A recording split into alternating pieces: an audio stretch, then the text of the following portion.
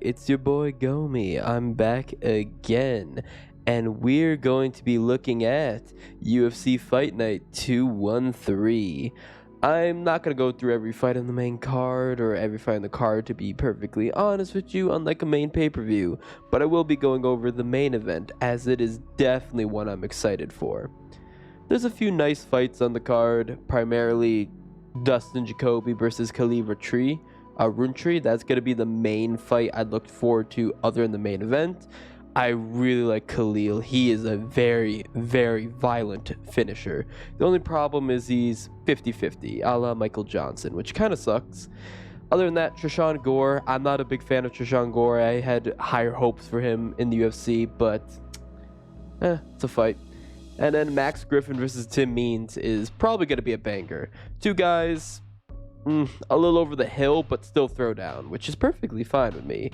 I do very much still enjoy the fighters who are old but throw down. But the main fight, the main event, actually a very interesting one. Calvin Kattar versus Arnold Almighty Allen. This is a hard fight for me to look at because I'm a huge fan of Calvin Kattar, but there's just something about Allen and his skill set that frightens me, to be honest with you. I also would like to mention I do feel Calvin Kattar honestly got robbed in the Emmett fight. Sean O'Malley versus Piotr Jan, that is not a robbery, it's a close fight that I feel the judges probably got wrong. I think Kattar won the Emmett fight very clearly, but regardless, he didn't. I thought he win. The bottom line is he didn't win, so I'm not going to get hung up on it. Let's break it down. Let's look at this fight. So, first and foremost, we're going to be looking at Calvin Kattar. He is going to be 34 years of age, boasting a record of 23 wins and 6 losses, 11 knockouts, 2 submission wins, 5'11" height advantage, fighting out of the orthodox stance.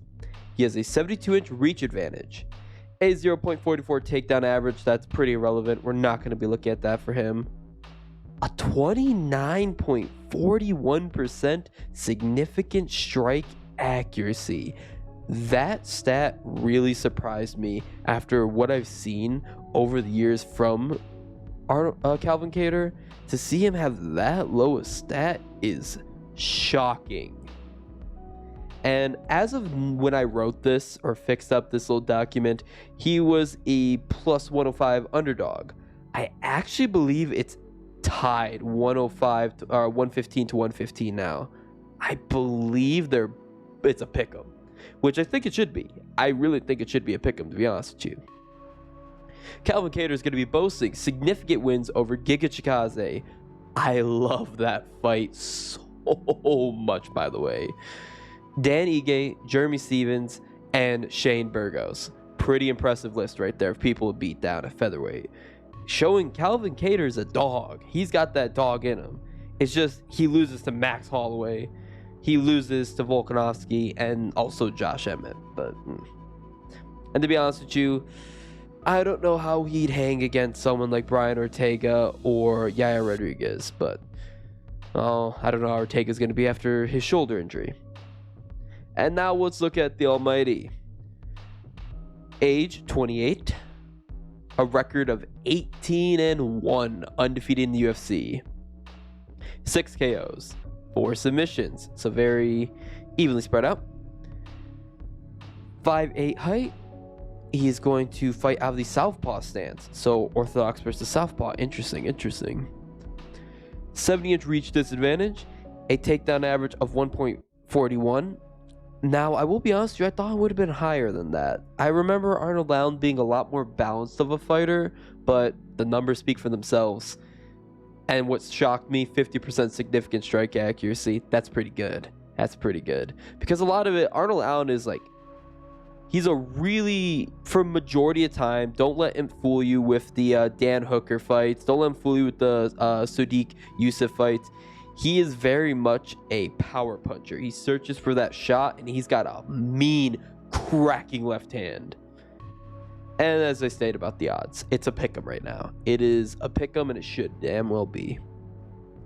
He has both significant wins over Dan Hooker, Sodiq Yusuff, Nick Lentz.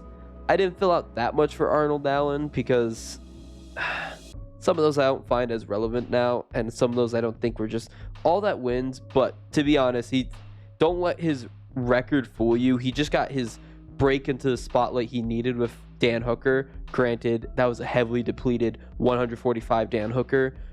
Don't take away from Arnold Allen from that. Don't take away from that. And don't even take how he fought that fight, because he fought that fight like he just blitzed him. He just went full berserker mode and blitzed him. Now, that may seem impressive. I'm sure that earned him a lot of fans. A lot of people are always super exciting.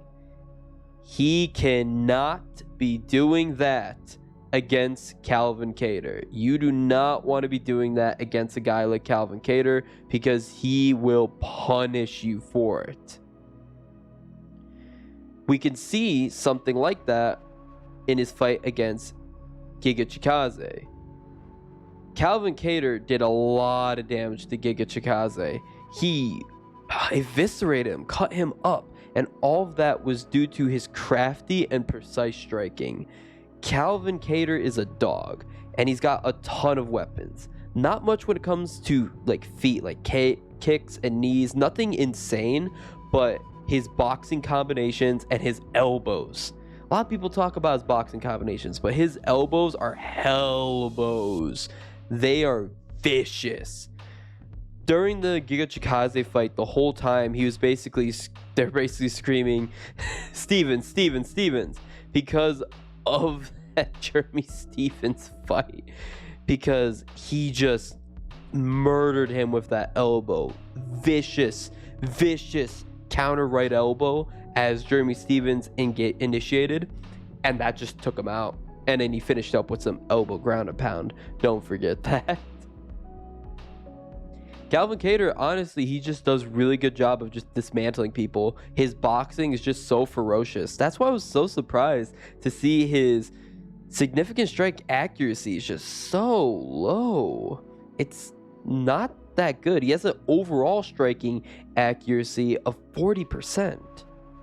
I remember him hitting a lot more people than that, but 10 first round finishes. Impressive. Yeah, just like I said, the overall weapons I feel is going to be, if Arnold Allen falls into a lull and just wants to blitz him and just wants to brutalize him, he's going to get punished by Kattar hard. But what are Arnold Allen's keys to victory? Well, one thing a lot of people who are uninitiated to Arnold Allen is know him for his wrestling. His wrestling's not insane, but he does have a 50% takedown accuracy. I don't know if he'll take it to the ground, but should he need to be, I'm going to favor Arnold Allen's ground game a lot more than I'm going to favor Calvin Kattar. Yeah, he took down and he controlled Giga Chikadze, but Giga Chikadze is nowhere near the wrestling caliber of Arnold Allen, and I don't think Calvin Kattar is on the wrestling tier of Arnold Allen either. I do feel, though, if he needs to, I do feel it's going to be more of a striking match, but I feel Arnold Allen, he will absolutely shoot in for some takedowns. And if we reverse it, one thing I also like to mention, Arnold Allen can damn well submit Calvin Kattar with a sneaky darce or some type of guillotine if Calvin Kattar shoots very sloppily. If he does that, he could easily submit him. We saw this against Burnell. Burnell had Arnold Allen up against the fence. He locked in, I believe it was a darce, and that was it.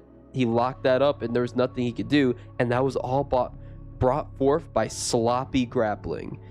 If Calvin Kattar gets into this with some sloppy grappling, he is in for a rude awakening when it comes to Arnold Allen. But really, the main thing about Arnold Allen that I'm going to take note of is just his shots and his power. Surprisingly enough, it surprises me he does not have a lot of finishes. Yes, okay, 10 finishes. But for the heat I've seen this man throw, I feel like he should have more. I really do. How Sodiq survived that fight, I will not know. How Lentz survived that fight, I will not know. Both fights, Arnold Allen cracked each guy's with not a variety of strikes, but good fundamentals.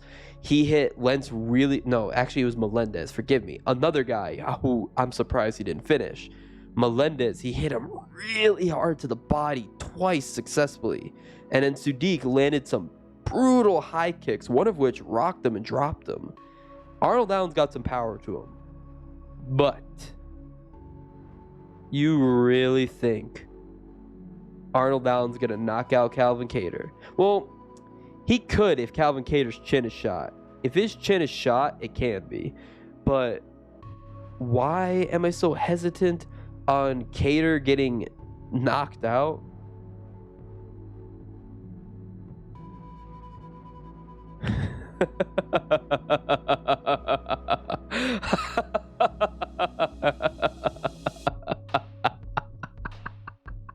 I don't give a damn. I don't give a damn how pillow-fisted you can be. 274 strikes and that man didn't get dropped. That man didn't fall. By the way, in case you weren't aware, this fight, Max Holloway, that's the world record for most amount of strikes thrown in a fight, in the UFC at least. Calvin Kattar is a dog. He is a dog. He can take a beating, and I don't care. If Arnold Allen is throwing precise, vicious heat, the Calvin Kattar that showed up to this fight is not getting knocked out. I don't believe it. And if it's the Arnold Allen that showed up against Dan Hooker and throws wild with an onslaught, a vicious volley, I don't think that's going to knock out Kattar, and I think that's just going to get him countered to hell. It's too hard to look at this fight and pick a winner. Like, I like Kattar, I want Kattar to win, but it's a hard fight to pick. Allen, if he does get a finish this fight, I feel it'd be by submission, but I don't know. I don't think a finish is going to be in this fight. I think it's going to be a long, grueling war between these two. I think Kattar's going to be the more patient fighter. I think Allen's going to get lured into a brawl and try to brawl along with him. And I think Kattar will pick him apart. I don't believe he'll finish him, though. I don't think he will. I'm going to lean towards Kattar decision. That's going to be my official prediction. But like I said, it's a pick'em. Don't bet on this fight. Avoid betting on this fight like the plague. If you want to bet on this fight, bet over 2.5 rounds. Easy money. Free money. I don't know what the odds are for that, but yeah, that's the only bet I would place on this. Well, of course, I'm going to bet on Kattar because he's my boy and I'm an idiot. But yeah, no, it's going to be a good fight. I do think a decision by Arnold Allen is also very likely as well too. I think he could just land the more precise shots and that could win favor in the judges' eyes. But I also feel if Kattar could bust him open, if he could bust open Allen, we've seen this in the Corey Sandhagen, the RoboCop, and also Petr Yan versus Sean O'Malley. Judges really score bloodshed. And Kattar's got those elbows. If I was Kattar, because Allen likes to get it close when he goes brawling, for the most part, he keeps his distance, and he does a really good job of distance strikes. But if he can lure him into a brawl, if he could do that, spam elbow. And we've seen him. He spammed elbows against Giga. He did an elbow combo. Won the likes of Nate Marquardt versus Tyron Woodley. My God, that was right at the end of the fight. That was vicious. Yep, ultimately, I'm going to stick with my prediction of Calvin Kattar by decision, but make no mistake, Arnold Allen by decision and Arnold Allen by submission are absolutely on the table. Just lean away from a finish. Oh, this has been Gomi. Bye-bye. You better win your fight because I'm coming on your ass, boy. I'm coming for that ass.